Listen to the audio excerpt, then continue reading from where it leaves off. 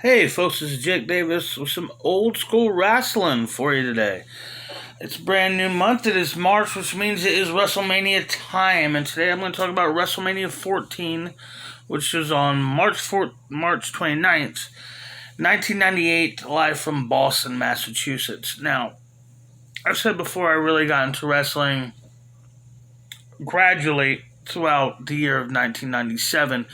And by Starrcade 97, I was a full-fledged fan. But I was mostly a fan with WCW. They had my favorite guys. My biggest guys at that time were Dean Malenko, Booker T, DDP, Sting. These are my favorite guys in wrestling when I first got into it. And then Mike Tyson was coming to Raw. And since my dad would watch wrestling with me, my dad enjoyed watching it because he used to watch it when he was a kid. Didn't really watch it in the 80s and the 90s. And his big hero was Dusty Rhodes. So I remember we were watching, may have been an episode of Saturday Night or something, and he heard Dusty Rhodes on commentary. He started getting into wanting to watch it with me. And he kind of rediscovered his love for it, too. So Mike Tyson's coming to Raw, and my dad wants to check out Raw because it's a big deal. I didn't give a shit about Raw. I knew a lot of my friends really liked Stone Cold and The Rock. I just didn't care. I figured one wrestling show at a time is enough for me. Oh boy, do I wish I would have stuck with that. Anyhow, so we tune over. And Mike Tyson makes his debut, and Stone Cold comes out with one of the greatest badass lines. Where it was like, I can beat Mike Tyson any day of the week and twice on a Sunday. Doesn't the baddest man on the planet, my ass. So there's lots of leeway in going back and forth for about 2 straight months. And eventually it's settled that Shawn Michaels will defend the World Championship in the main event at WrestleMania against Stone Cold Steve Austin, and Mike Tyson will be the special guest ring enforcer. It was a huge, huge main event, and I would argue maybe the most important WrestleMania main event of all time. So we get to the show. I'm already going to pause, baby. So, 8 matches on the card, and our opening match is a 30-man, 15 tag team battle royale. Where the rules to this, which I've always hated WWE's rules to tag team battle royals, where if you're thrown over the top rope, then your partner has to leave too. So I always hate it. So you literally half the match is every other guy going, "What do you mean I'm eliminated? I'm in the middle of whooping ass here. Fuck my partner. I'm still in the fight." This over and over and over and over and over again. AEW. If you've been watching AEW over the last few weeks, they've done a much, much better job of doing tag team battle royales. And they've done multiple of them. And they're all better than this one. And the tag team battle royal is basically filled up with all of your gang rivalry heel factions that were running amok at the time. You got all of your Los Boricuas guys split up into teams. Truth Commission split up into teams. DOA, Nation of Domination, and Jim Cornette's very ill-advised, extremely forgettable NWA invasion angle he did. They're all split up into teams. Which is most unique about this match is that very thing, is because the Rock and Roll Express are in a match at WrestleMania, and it's really shocking even to go back and see now, especially when you're even watching it and they got NWA on their trunks. It's like, whoa, it's really surreal imagery. But our big team is the returning Legion of Doom, the Road Warriors. Now they're LOD 2000. They have Sonny in their corner. I mean, I understand why people didn't like Sonny being with the LOD. LOD didn't really need Sonny, and Sonny was usually with heels. And nobody was going to Boo LOD. Even if you tried to make them heels. But I don't care. This is when I first got into wrestling. This is my exposure to Sonny, and Sonny was exposing much of Sonny. And I am a very red-blooded heterosexual male, and I will not apologize for enjoying titillage. So the match is practically. If you understand why all the teams didn't get an entrance, basically just the Nation Domination and the LOD get an entrance. I swear to God, I've seen a version of this show before where just the LOD get an entrance. But yeah, if they would have done everyone gets an entrance, the entrances would have been longer than the match. But fuck it, they've done that at WrestleMania before. Hell, they probably do it at some point in this show. Yeah, they definitely do it at some point in this show. I know that maybe, probably, because I watched actually WrestleMania, this and 15 back to back. Just I was gonna watch it and then I got stuck watching WrestleMania 15. It's just such a train wreck of a show. And WrestleMania 15 is so bad. It is so bad. It never gets really talked about when they talk about the worst WrestleManias ever. I think it's because it's in the Attitude Era, but bulk of the Attitude Era, most of the WrestleManias were really bad. This one's okay. It's pretty good. It has a great main event. We'll get to it. And WrestleMania 17 was legendary. Pretty much, they kept shit in the bed with WrestleMania during this era. As they usually do. You know, despite what they always say about WrestleMania, they usually fuck it up. Anyhow. Boy, I'm still in the first match. So the LOD win, obviously, because there's no chance hell. At least they're able to work out a decent finish where they both clothesline both members of the new Midnight Express over the top rope relatively at the same time, which were Bart Gunn and Bob Holly. Damn, and if you weren't keeping a journal of weekly pro wrestling at this time, you would have forgot these fuckers were a team. Like me. Up next, we get a... I'm going to point out here. At some point on the show, we get a... this great Attitude Era commercial of all these wrestlers going, looking tough, saying, I know what you're thinking.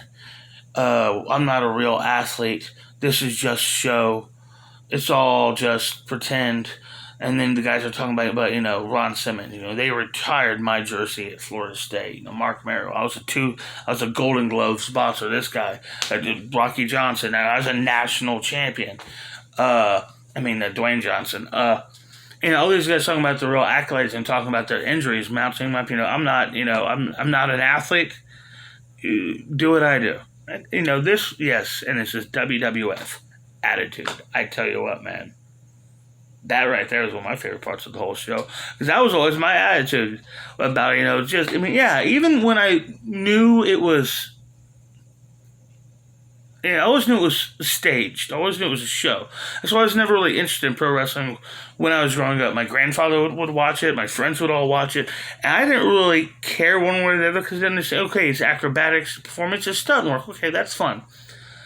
But when my friend Dusty Watson, who was named after Dusty Rhodes, as my best friend growing up, he kind of just I can't remember exactly how he put it.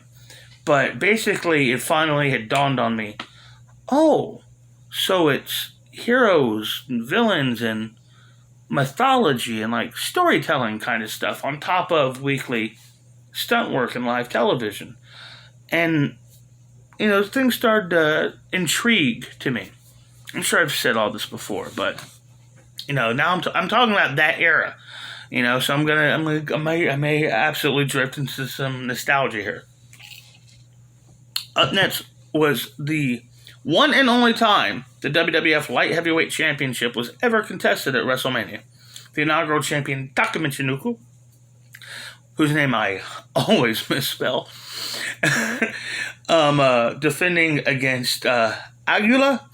I'm just going to call him S.A. Rios, because this was S.A. Rios in a mask. And, even though he didn't have a great WWE run, he was a great inclusion on the video game WWF No Mercy, because he's such a high flyer. And damn, man, if you took part in that creative wrestler mode, you know damn well you used all of SA's flips and shit. You know you did.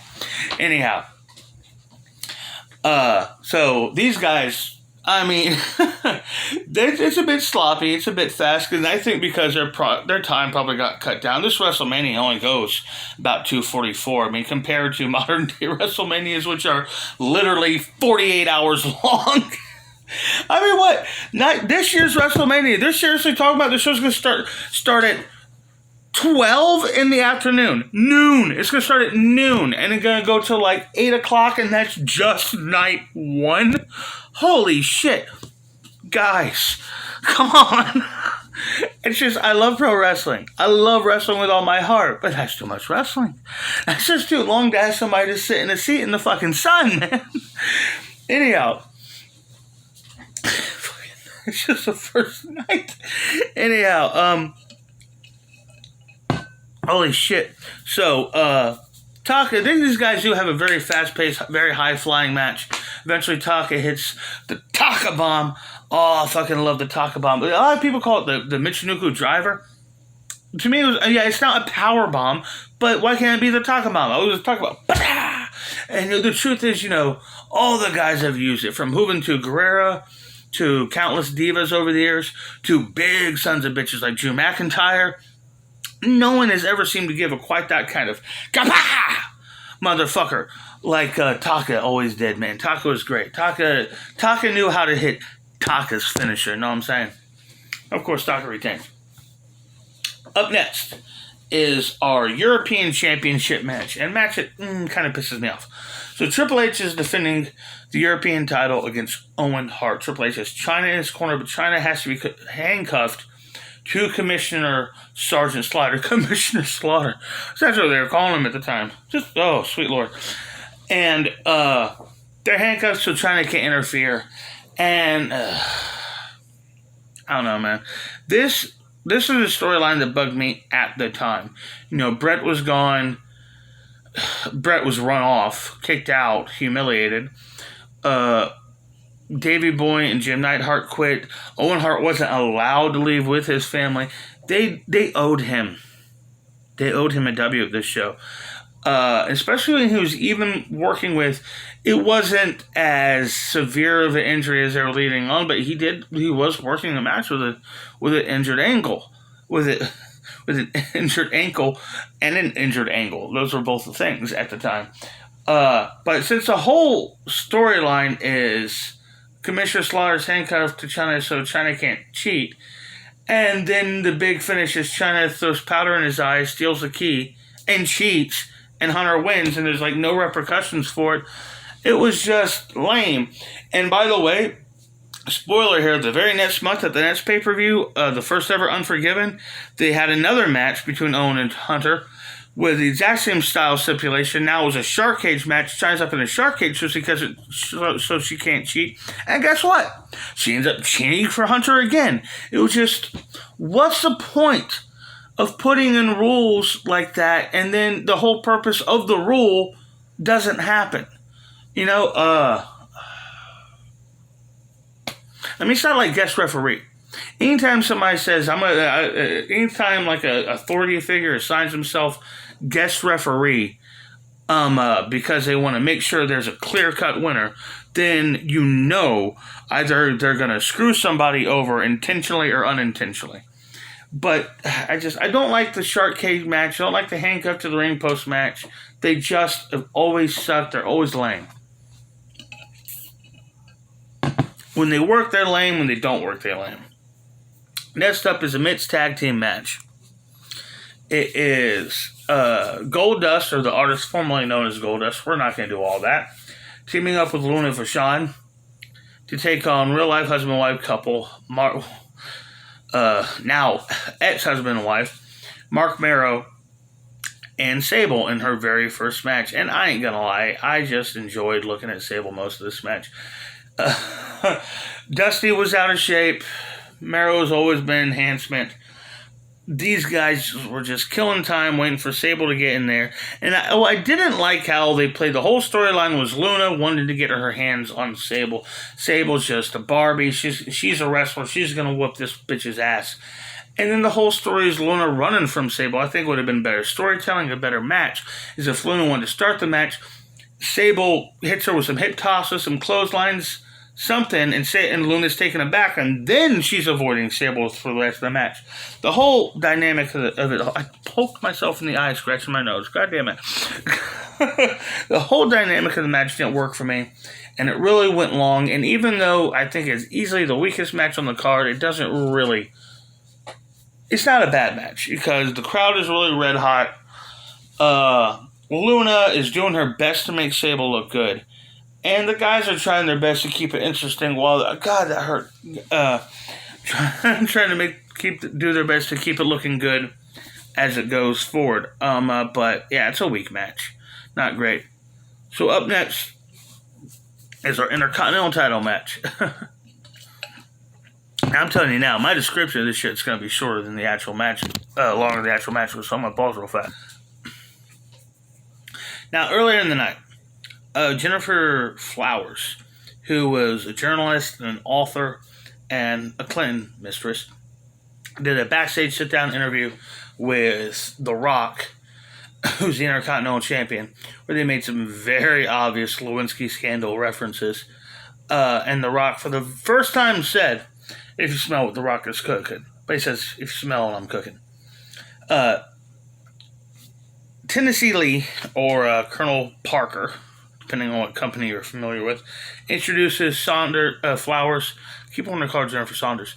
That's the British chick. The Flowers is coming to the ring, and she's being valeted by Jeff Jarrett. And she introduces the IC title match. The Rock defending against Ken Shamrock with Mark Henry in his corner. Ken Shamrock just beats the shit out of Rocky. I mean, he throws him hither and yon. He fucks him up. He splits his mouth open. Rocky clearly knows how to use having a split lip. Spitting and slobbering, trying to make it look as bad as possible. Shamrock gets the ankle lock in, and Rocky taps out. New Intercontinental Champion. Now, the thing is, at the go-home show, The Rock hit Ken Shamrock with a steel chair in the head, which, go check it out. It is maybe the most despicable single chair shot you've ever seen in your life. And there's a long list of uncomfortable chair shots The Rock has hit. Most of them were on Mick Foley and in the same match. So Rocky about killed Ken Shamrock with the same chair shots. So Shamrock's thinking about this while he's holding on to this fucker's ankle. And he's not hearing that bell. He's not paying attention to the ref. He's just fucking up this motherfucker's ankle. And Mark Henry comes in, his big ass gets thrown. Back to the ankle. All the referees and all the goddamn backstage guys coming out trying to get Shamrock off him. He ain't goddamn having it. Going back to the ankle. Eventually, the referee has to reverse the decision and disqualifies Ken Shamrock, even though he just handed the champ's ass in a shoe. Damn. Rocky got whooped. Shamrock snaps, starts throwing more fuckers, flips Rocky off his stretcher, because of course he is at this point, throws him around in the back, and Shamrock got screwed. The whole segment only goes maybe 5-10 minutes, but it's one of the fucking highlights of the show, and just such a shining example of how so naturally intense Ken Shamrock was. His legitness and his earnesty just bled through, man. They really lost their chance not keeping Ken Shamrock. Because decades later, he showed that he still had a passion for pro wrestling. He just didn't like what was being asked of him. He didn't like what the money he was making. He felt he deserved more. And he was right. Damn, fucking Ken Shamrock was great. Ken Shamrock was fucking great. And one more thing about this segment. Last week, it was announced that Big Van Vader, the greatest horse wrestler of all time, is being inducted into the Hall of Fame. Leon White died about 4 years ago. It was genuinely so sad. It sucked to see Vader go. I loved Vader. Now, if you just know what online wrestling folks talk about, you would just think Vader was this guy who was over in Japan and in WCW, and then he came to WWF and he got buried by Shawn Michaels, and that was it. Look, Vader was great. Vader was amazing. And just go back, if you can find it, go back and try to find some of his matches against, say, Ric Flair or Sting. And you will see some of the best in-ring storytelling of the unstoppable heel and the baby face who won't give up kind of thing. It's just, he was a master of that kind of shit.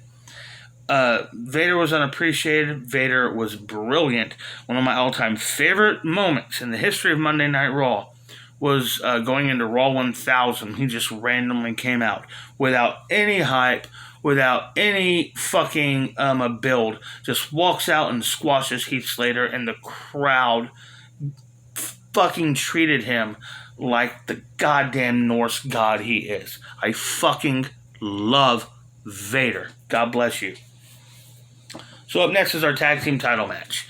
The New Age Outlaws defending against Cactus Jack and Chainsaw Charlie, which is, of course, Mick Foley and Terry Funk.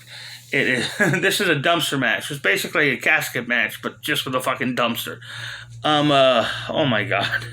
This is just an insane match. It's not really any moves here. I mean, Terry Funk's like 53 years old, and if you've ever seen Beyond the Mat, then you know he should have retired like 2 years before this. They fight all over ringside. I think they fight a little bit in the fucking ring, because there's a ladder spot where two of them fall, where Billy Gunn and Foley fall into the dumpster. They fight to the back. They use one of those big goddamn rolling soda bottle coolers from the 90s. They got a nostalgia pop out of me just saying those things. I just forgot those tacky fuckers existed. The high school I went, or the mall, wherever it was, they never had actual soda bottles in there. There was always cans. What the fuck? It's a soda. They're fighting all over the place. Eventually, they're able to get both outlaws onto a plank, a pallet on a forklift. Terry Funk dumps the forklift into an identical looking dumpster in the back. Hopefully this one was just as empty. And Foley shuts it and they win, and it's just goddamn madness. There wasn't a single wrestling move in the whole. There may have been a DDT. There could have been a hammerlock, but there was no wrestling in this match. But there was damn sure some bumps. Oh god, I gotta take another break. I can't breathe. Up next is the legendary brother versus brother Undertaker versus Kane saga. But first, Pete Rose comes out to the ring, man, who should be in the Hall of Fame, Baseball Hall of Fame. I'm just saying. Comes out, talks a whole bunch of shit about Boston. And then Kane and Paul Bearer come out, and Kane tombstones his ass. Hard not to believe. I mean, Kane went officially turned babyface for like a year. But a lot of people just couldn't boo Kane after that moment, myself included. So the whole build-up here was, the last two matches were, I mean, you can say what you want fairly about WWE not being able to build proper Mania matches for Mania. But the last two matches on this card, WWF had truly been nurturing and planting seeds for ever since the summer of 97. So good for them on this, for this particular year, and it paid off in a big way. So, Paul Bearer has announces that he has a secret about The Undertaker back in the summer. Eventually reveals that it's The Undertaker's brother is still alive. Taker accidentally burnt down the funeral home he grew up in, killed his parents, thought he had killed his brother, but his brother's blamed him for this whole time. He's been with Paul Bearer now, and he's coming back for vengeance. He came back at Hell in a Cell, the debut of Kane, the debut of Hell in a Cell, and it was, that's gotta be Kane! Legendary stuff here. So it's all building to this match. And it's a match, it's an Undertaker match. They have some ambitious spots here. Some look better than others. When Taker jumps up on Kane's shoulders trying to go for a victory roll, looked beautiful. Kane going for the hitting the electric chair after was terrifying. Undertaker going for a suicide dive on the to the outside, and Kane just alley-ooping his ass to the Spanish announce table is both beautiful and terrifying. Eventually, Undertaker's able to fight back into it, but Tombstone, kick out.